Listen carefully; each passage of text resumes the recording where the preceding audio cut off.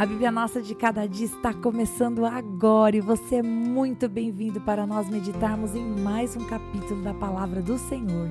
Aqui nesse canal, se você é novo, fique sabendo, todos os dias nós meditamos na Palavra do Senhor, nós lemos, compreendemos e aplicamos para as nossas vidas, porque Deus tem sempre algo novo para falar conosco. Vamos começar?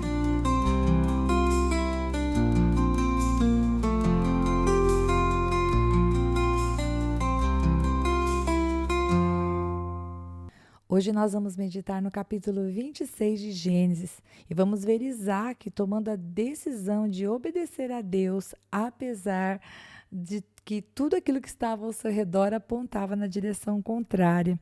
Isso é fé, né, queridos? Quando a gente tem uma convicção de que Deus tem algo para nós e sabemos o que devemos fazer, mas aos nossos olhos parece que as circunstâncias estão contrárias. Bom, logo no primeiro versículo nós vemos então que houve fome na terra, uma fome semelhante àquela que havia acontecido nos dias de Abraão. E então Isaac, que provavelmente morava em Beer-lahai, foi até Gerar se encontrar com Abimeleque, rei dos filisteus. E aí o Senhor aparece, queridos, pela primeira vez para falar com Isaac. No versículo 2, na verdade não apenas no versículo 2, mas do versículo 2 até o versículo 5, nós vamos ver o Senhor reafirmando a promessa que fez ao pai dele. Então primeiro ele vai dar uma direção, ele vai dizer assim, o Senhor Deus, no versículo 2, não desça ao Egito, mas fique na terra que eu lhe indicar. Por que Deus disse isso para ele? Porque, queridos, no Egito havia o rio Nilo, uma grande fonte de vida, água é vida. Então, se estava havendo fome na terra, muito provavelmente a seca devia ser um dos componentes que estava complicando a situação. Fugir para o Egito, o celeiro do mundo naquela época, poderia ser uma decisão lógica, uma decisão muito boa, inclusive, pensando de maneira racional. Mas o Senhor vai dizer, não vá para lá. Vá para a terra que eu vou te mostrar, porque apesar de toda a fome, sequidão e luta, Deus iria abençoar Isaac. E aí, a partir do versículo 23, a partir do versículo 13, ele ainda vai dizer, habite nela, nessa terra, e eu estarei com você e o abençoarei. Então, Deus estava falando que a presença dele estaria com Isaac.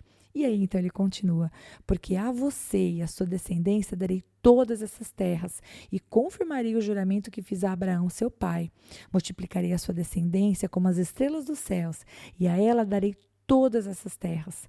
Na sua descendência serão benditas todas as nações da terra, porque Abraão obedeceu a minha palavra e guardou os meus mandamentos e os meus preceitos, os meus estatutos e as minhas leis. Então, aqui também Deus vai dizer a Isaac que um dos motivos de que respaldava o fato de que ele estava recebendo essa promessa tinha vindo da fidelidade do pai dele. Ou seja, o filho comendo do bom fruto que o pai, Abraão, havia alcançado diante de Deus por causa da sua fé e da sua fidelidade. Então, o versículo 6 diz que sim, Isaac foi para Gerar.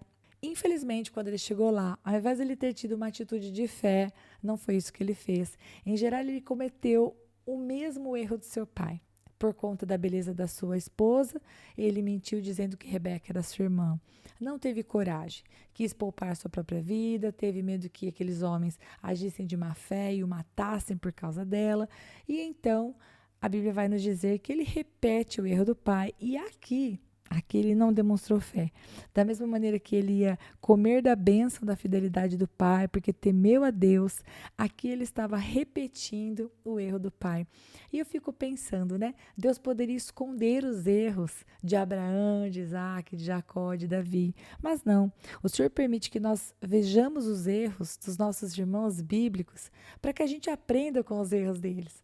Não para que a gente os julgue como se nós tivéssemos condição de fazer diferente ou melhor, mas para que a gente entenda que nós podemos confiar em Deus, não ficarmos amedrontados, buscarmos uma outra saída que seja aí parecida com a vontade de Deus e não com aquilo que a gente planeja. O que acontece foi que ele mentiu, ele disse que ela era a mulher dele, e um dia, o que acontece?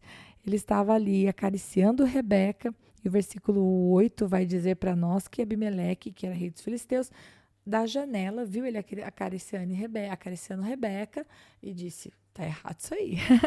Então ele chama Isaac e ele vai repreender, assim como Abraão foi repreendido por Abimeleque, e eu quero que você entenda que Abimeleque não é um nome próprio, viu, gente?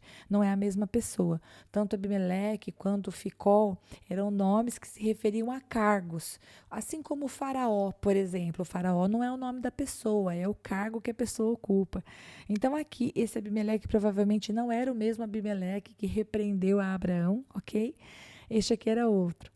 Enfim, ele chama e diz para Isaac o que é isso que você fez conosco no versículo 7, no versículo 10. O que você fez conosco? Com certeza alguém poderia, né, ter confiado na tua palavra, tido relações com a sua esposa e atraído sobre nós qualquer tipo de julgamento, qualquer tipo de culpa. E aí então Isaac vai, vamos dizer assim, assumir o seu erro. E Abimeleque vai ainda dar uma ordem: olha, não toque nesse homem, não toque nessa mulher, porque vocês correm perigo aí de ser mortos se desobedecerem essa ordem. Isso está documentado no versículo 11. Além de tudo, né, Abimeleque também usou de favor, porque poderia ter punido Isaac de alguma maneira. E então, a partir do versículo 12, o que nós vemos aqui, Isaac recebeu a liberdade de semear naquela terra. E, queridos, olha o milagre. O que havia na terra? Fome, escassez, dificuldade, luta. Mas no versículo 12, diz que Isaac semeou naquela terra, semeou no deserto, semeou no seco. E no mesmo ano recolheu 100 por um, porque o Senhor abençoava. Queridos, esse versículo 12 ele é muito importante. Não é apenas assim, ele foi lá e semeou e Deus abençoou. Não, eu quero que você imagine. Ele semeou contra a esperança. Ele semeou ainda que parecesse que nada ia dar certo, mas confiando na palavra do Senhor, de que ele deveria ficar onde Deus mostrasse, e ele estava onde Deus havia mostrado. Ele semeou e Deus o abençoou. Obviamente que a bênção veio totalmente do Senhor, mas claro que Isaac semeou. Isaac não ficou murmurando, Isaac não ficou dormindo até meio-dia, Isaac não ficou no celular, Isaac foi fazer a parte dele e Deus o abençoou. E o versículo 13 vai dizer, inclusive, queridos, que ele foi enriquecendo e prosperando, e Moisés vai falar que ele se tornou riquíssimo. Tinha ovelhas, tinha bois, tinha servos, ele realmente se tornou muito próspero naquele lugar. E como sempre, o versículo 14 vai dizer que o fato dele ser abençoado e dele crescer e dele se desenvolver trouxe no coração dos filisteus a inveja, que é uma das grandes armas do inimigo para causar discórdia. E essa inveja deles fez com que eles tivessem atitudes muito maldosas para com Isaac, entulhando os poços que os servos do seu pai tinham cavado. Puxa vida, né? Entulhar um poço significa você cortar a provisão de água, que, como eu disse anteriormente, é a vida. Então, eles começaram a agir com deslealdade. E, para finalizar, o próprio Abimeleque, no versículo 16, vai dizer, olha, sai da minha terra, vocês já são mais poderosos do que nós, vá para outro lugar. Ou seja, poxa vida, Isaac estava tendo um tempo bom ali, Deus o estava abençoando, ele estava semeando e colhendo, e agora aqueles que tinham, vamos dizer assim, acolhido e feito uma aliança com o pai dele, agora estavam virando as costas. Poderia parecer que agora era o momento de tudo dar errado, mas não foi assim que aconteceu. O que aconteceu? Logo na sequência, versículo 17, Isaac saiu dali e se acampou ali no vale. Isaac foi fazer o quê? Abrir mais poços. Dá para a gente ver que Isaac não era o tipo que ficava de braços cruzados. O versículo 18 vai dizer que ele abriu os poços que seu pai havia cavado, ou seja, né, desfazendo ali a maldade que os filisteus tinham feito, e que, inclusive, ele deu aos poços os mesmos nomes que seu pai Abraão havia dado. Ou seja, ele estava ali no momento de voltar às origens, abrindo os poços que o pai dele havia aberto. E os servos de Isaac, eles cavaram no vale e acharam um poço de água nascente. Olha que bênção, olha que alegria. Parece que as coisas estavam começando vamos dizer assim, a ficar abençoadas, apesar deles não estarem mais lá junto com o povo onde ele estava antes, que eu havia colhido. Só que o que aconteceu, quando eles encontraram os poços de água, os pastores de Gerar foram reclamar, falando, não, essa água é nossa. Então, o que foi que fez Isaac? Isaac falou, tudo bem. Ele foi lá e cavou um outro poço. E quando cavou o poço, encontrou água, novamente contenderam. Ou seja, eles estavam, Isaac e os seus servos estavam, vez após outra, se esforçando para conquistar, se esforçando para encontrar água, se esforçando para estabilizar a vida, e as pessoas se levantando uma atrás da outra para, vamos dizer assim, atrapalhar o momento de conquista. O momento que Isaac estava passando, queridos, não era um momento fácil, não. Mas, finalmente, o versículo 2 vai dizer, porque ele não desistiu, que ele partiu dali onde eles estavam reclamando que aqueles poços eram deles. Ele partiu dali e Isaac cavou ainda outro poço. E por esse poço não houve problema. Então ele deu o nome nesse poço de Reobote e ele disse assim: porque agora o Senhor abriu espaço para nós e vamos prosperar nessa terra.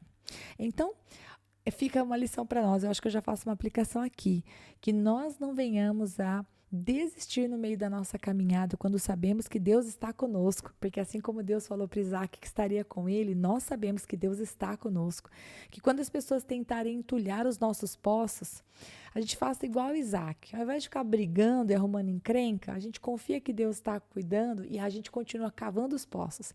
A gente vai abrir até que o Senhor abra espaço para nós, né? A gente vai abrir poços até que o Senhor abra o espaço que é para nós e ali a gente vai prosperar. Dali, Isaac foi para Berseba e na mesma noite, queridos, o Senhor apareceu para ele novamente. E ele disse assim, ó: eu sou o Deus de seu pai Abraão. Não tenha medo, porque eu estou com você. Eu o abençoarei e multiplicarei a sua descendência por amor de Abraão, meu servo. E aqui Deus já começa a falar com ele, lembrando-se, né? Olha, eu sou o Deus do seu pai. Eu sou o Deus de Abraão. E então, no versículo 25, qual é a resposta de Isaac? Ali ele vai levantar um altar, onde Deus apareceu para ele. E ele vai invocar o nome do Senhor, e então armar a sua tenda e, obviamente, abrir poços. Porque poço era água, água é vida, vida para os servos, vida para os animais, água para todo mundo. E assim, então, ele foi se fortalecendo. Se fortalecendo a tal ponto que lá no versículo 26 a gente vai ver que Abimeleque, que havia expulsado ele do meio do povo deles, foi juntamente com Ficó e com Eustate procurar por Isaac. E Isaac perguntou lá no versículo 27, por que vocês vieram na minha presença se vocês me expulsaram do meio de vocês? E aí no versículo 28 ele vai reconhecer, olha, nós vimos claramente que o Senhor está com você. Ou seja, ainda que eles não temessem a Deus, eles viram que a maneira como Isaac estava sendo abençoado no meio daquela fome, daquela falta e de toda a dificuldade que estava vendo, que aquilo só podia vir do Senhor. Porque afinal de contas, queridos, como é que cada vez que eles cavavam um poço encontrava água? Cada vez que eles cavavam um poço encontrava água. Ora, se fosse tão fácil assim, então a fome não estaria tão generalizada. O que acontece é que tudo que Isaac se propunha a colocar a mão, o Senhor Deus era com ele. Então, aqueles que haviam sido maldosos com ele tiveram que voltar atrás e dizer, olha, my bad, tomamos uma decisão errada, você realmente é um abençoado do Senhor. E então eles quiseram fazer aliança. Isaac honestamente usa de muita bondade para com eles, porque eles haviam sido maus. Mas Isaac, então, versículo 30, vai dar a eles um banquete, eles vão comer e beber, e então eles vão depois jurar de parte a parte, e, mais uma vez, Deus vai abençoar ele, de maneira que, quando os servos cavam ali mais um poço, eles encontram água. E aí, esse poço, Isaac deu o nome de Seba, confirmando o nome que o pai Abraão já havia dado para ele anteriormente. E aquele lugar, então, passa a ser chamado de Berseba. Se você quer ver, você pode ver lá no capítulo 21, verso 30 e 31. Abraão já havia falado desse nome. E aqui Isaac vai apenas confirmá-lo. E para finalizar, queridos, os últimos 2 versículos que parecem que são versículos finais e que não tem nada para falar conosco, mas tem sim. No versículo 34, nós vamos ver um pouquinho sobre a história de Esaú. A gente para de ver a história de Isaac, das conquistas, do fato de que Deus o estava abençoando, do fato de que, poxa vida, ele não foi legal com Rebeca, né? Ele foi, falando até de maneira meio forte, mas ele foi covarde, ele não teve coragem, ele teve medo. Ele apresentou ela como irmã porque teve medo de ser morto, né? Ao invés de confiar no Senhor e tudo mais. Imagina, não sabemos, né? A Bíblia não diz para a gente quanto tempo eles ficaram ali parecendo que eram apenas irmãos para as pessoas, porque não podia ser reconhecido como esposa, porque senão poderia ser morto. Enfim, no versículo 34 e 35, então nós vemos um pouquinho sobre a história de Esaú. Aqui vai dizer que Esaú, queridos, tomou uma esposa. Bom, se Esaú tinha 40 anos, então Jacó também tinha 40, né, gente? E se Isaac teve eles quando ele tinha 60 anos, lá em Gênesis capítulo 25, 26, a gente vê isso, quando Rebeca deu à luz, né? Aqui significa que, então, Isaac tinha 100 anos. Então tá, Isaac com 100 anos, Esaú com 40, Jacó com 40. O que foi que Esaú fez? Queridos, Esaú tomou 2 mulheres das filhas dos heteus, uma chamada Judite e uma chamada Basemate. Veja, os heteus, eles eram o povo daquela terra, um povo que, inclusive, a gente lembra deles. Abraão tinha comprado o campo de Macpela de Efron, lembra? Que vivia ali no meio dos heteus. Mas o que foi que Deus fez através de Abraão? Deus escolheu uma esposa para Isaac lá da parentela de Abraão. Abraão teve o cuidado de mandar buscar uma esposa lá da sua parentela. Para quê? Havia qualquer tipo de preconceito em relação aos povos? Não era isso não. Tinha a ver com a preocupação com a fé. Agora, Esaú, que era o primogênito, ele podia até ter dado a sua primogenitura para o irmão, mas ele era o primogênito. Ele desprezou esse direito, realmente tomando 2 esposas daquela terra. E o versículo 35, meus queridos, vai dizer que essas 2 se tornaram amargura de espírito para Isaac e para Rebeca. Foram esposas que, não temendo ao Senhor e vivendo de acordo com os costumes daquela terra, trouxeram tristeza. Muito bem, se fosse para eu aplicar para as nossas vidas, eu teria várias coisas para dizer. Eu diria para você, marido, honre a sua esposa e não se envergonhe de apresentá-la como tua esposa nos lugares. Ao contrário, trate-a muito bem na frente das pessoas. Maridos e esposas deveriam se honrar e demonstrar muito respeito quando estão em público, mas também, não apenas em público, mas também quando estão no seu particular. Segundo, se você estiver passando por alguma situação que te dá medo, pergunte para o Senhor em oração o que você deve fazer. Não vá fazer coisas que parecem que são muito óbvias aos seus olhos, porque elas podem ser exatamente diferentes, né? Totalmente diferentes daquilo que Deus quer fazer. Isaac poderia ter corrido para o Egito, mas não foi isso que Deus falou para ele, não era isso que o Senhor Deus queria. E graças a Deus, Isaac foi obediente e permaneceu na terra. E o fato dele permanecer fez com que ele provasse, queridos, um milagre que foi colher 100 por 1, né? Colher o dobro, o triplo do que seria possível, a ponto de que os ímpios, até mesmo aqueles que viram ele prosperar, tiveram que reconhecer, ok, queremos que ele vá embora do nosso meio, mas é inegável que ele tenha a bênção do Senhor.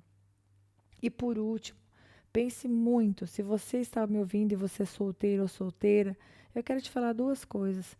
Pense muito antes de escolher uma pessoa para casar e lembre-se que é muito importante que essa pessoa ame ao Senhor, tema ao Senhor, realmente ande na presença de Deus.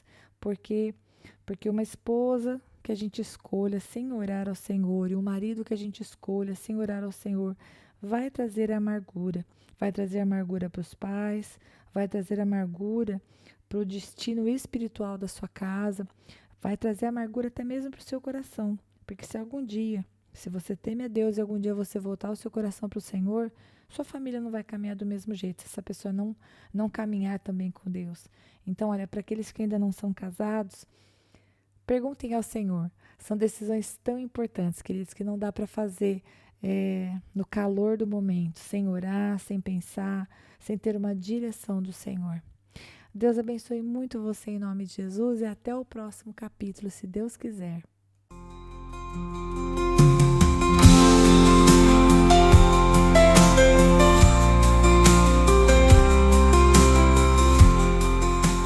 E se você ficou até agora, não vai embora não. Agora é hora de você curtir, comentar, compartilhar esta palavra, porque se ela abençoou você, ela pode abençoar outra pessoa também. E lógico, se inscreva no canal, ative o sininho, assim você não perde os próximos episódios. Deus te abençoe e até lá!